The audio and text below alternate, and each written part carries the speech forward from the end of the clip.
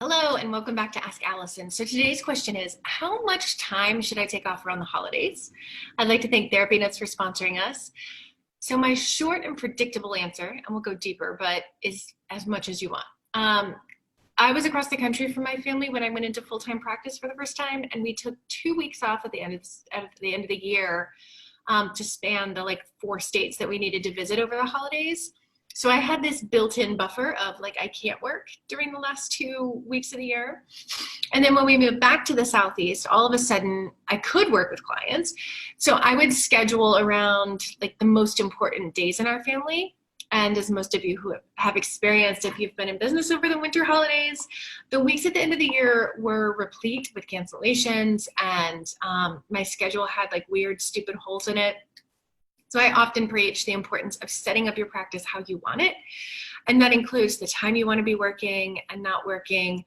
Often when people work almost all of the end of the year, it's because of money or because they feel guilty for not being there for their clients. And if that's you and you want to take more time off, but you feel blocked about it, here are some things I want you to consider.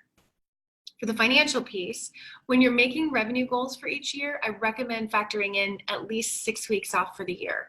Most of us aren't taking that much off. Good for you if you are. But if you plan for more than you plan to take, then you know you can reach your financial goals without those 6 weeks.